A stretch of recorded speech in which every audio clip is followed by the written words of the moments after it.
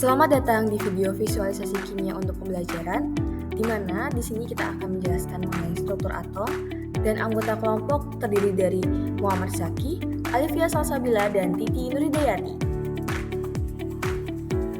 Sejak dahulu kala, manusia selalu bertanya-tanya, terbuat dari apakah segala sesuatu di sekitar kita? Perjalanan kita memahami blok bangunan terkecil alam semesta, yaitu atom, adalah kisah yang panjang dan penuh penemuan. Dimulai pada tahun 1803, John Dalton mengemukakan model bola padat. Menurutnya, atom adalah bola padat, keras dan tak terbagi, tanpa struktur internal. Ini adalah fondasi awal pemahaman kita. Kemudian, pada tahun 1897, J.J. Thomson menemukan elektron. Dia mengusulkan model pelang puding menggambarkan atom sebagai bola bermuatan positif dengan elektron negatif yang tersebar di dalamnya, seperti kismis di roti. Tak lama berselang, di tahun 1911, Ernest Rutherford melakukan eksperimen yang mengubah segalanya. Ia menemukan bahwa atom memiliki inti padat bermuatan positif di tengahnya dikelilingi oleh elektron. Ini dikenal sebagai model nuklir. 2 tahun kemudian, pada 1913, Niels Bohr menyempurnakan model Rutherford. Dalam model planetarinya, elektron bergerak dalam orbit-orbit tertentu atau tingkat energi terkuantisasi di sekitar inti, bisa berpindah tingkat dengan menyerap atau melepas energi. Akhirnya, di tahun 1920-an, dengan munculnya mekanika kuantum oleh Erwin Schrödinger, pemahaman kita tentang atom jauh lebih mendalam. Dalam model kuantum, elektron tidak lagi memiliki orbit pasti, melainkan dideskripsikan oleh fungsi gelombang yang mempresentasikan distribusi probabilitas keberadaan mereka. Ini adalah model yang paling akurat hingga saat ini. Mari kita bahas teori atom dari John Dalton. Dalton adalah seorang kimiawan dan fisikawan dari Inggris yang hidup pada akhir abad ke-18 dan awal abad ke-19. Pada awal abad ke-19, Dalton mengajukan sebuah teori yang revolusioner, yang dikenal sebagai model atom bola pejal. Ia menggambarkan atom sebagai partikel terkecil yang padat, masif, dan tidak dapat dibagi lagi, mirip seperti bola biliar. Yang membuat teori Dalton begitu penting adalah karena ini merupakan model atom pertama yang didasarkan pada bukti eksperimental dan pengamatan kuantitatif.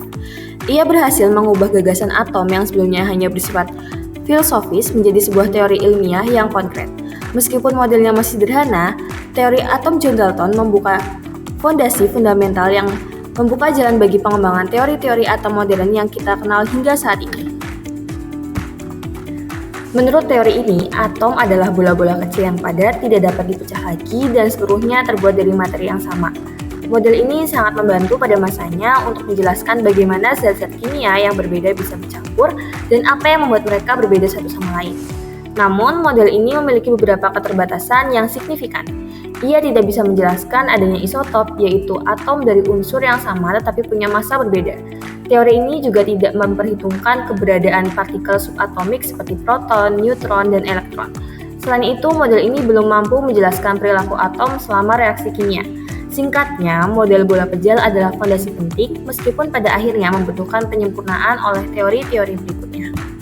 Mari kita lanjutkan ke model atom berikutnya dari Joseph John Thomson, seorang fisikawan Inggris yang terkenal atas karyanya tentang elektron. Pada akhir abad ke-19, ia membuat penemuan yang mengubah segalanya. Thomson adalah orang yang berhasil menemukan elektron sebagai partikel yang berbeda di dalam atom.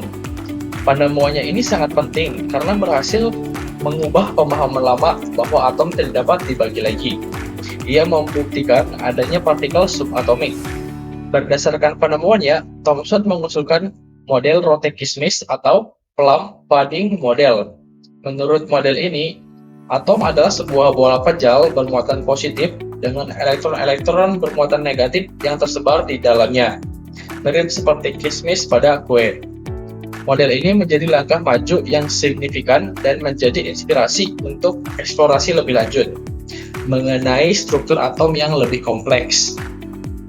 Pada tahun 1897, setelah penemuan elektron, J.J. Thomson mengusulkan teori atomnya yang dikenal sebagai model Rote-Kismis. Model ini merupakan upaya pertama untuk menggambarkan susunan partikel di dalam atom. Menurut teori ini, atom diibaratkan sebagai bola pejal bermuatan positif yang homogen.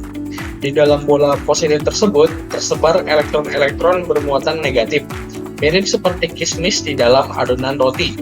Model ini berhasil menjelaskan mengapa atom secara keseluruhan bersifat netral. Akan tetapi, model ini memiliki beberapa kelemahan yang mendasar. Ia tidak dapat menjelaskan mengapa elektron tidak jatuh atau kolaps ke dalam bola positif. Selain itu, model ini gagal memprediksi susunan elektron secara akurat dan tidak memiliki penjelasan mengenai keberadaan inti atom sebagai pusat muatan positif. Karena kelemahan-kelemahan ini, model roti kismis pada akhirnya digantikan oleh model atom yang lebih akurat. Mari kita beralih ke Ernest Rutherford, seorang fisikawan asal New Zealand yang memberikan kontribusi besar pada fisika nuklir. Di awal abad ke-20, ia memperkenalkan model atom nuklir yang revolusioner. Model ini lahir dari eksperimennya yang terkenal, yaitu percobaan hamburan partikel alfa pada lempeng emas. Hasil eksperimen ini menunjukkan bahwa atom tidaklah padat, melainkan sebagian besar terdiri dari ruang hampa. Rutherford menjadi yang pertama mengusulkan keberadaan inti atom atau nukleus, yaitu pusat massa yang sangat kecil, padat, dan bermuatan positif. Menurut modelnya, elektron-elektron ringan mengorbit inti atom ini mirip seperti planet mengelilingi matahari. Dengan demikian, Rutherford telah meletakkan dasar pemahaman kita tentang struktur atom dan sifat radioaktivitas. Pada tahun 1911, Ernest Rutherford menyempurnakan pemahaman kita tentang atom dengan model inti atom. Model ini menjadi dasar dari struktur atom yang kita kenal sekarang. Menurut teorinya, atom memiliki inti di pusatnya. Inti ini sangat padat, bermuatan positif, dan menjadi pusat sebagian besar massa atom. Di sekeliling inti, elektron-elektron mengorbit seperti planet.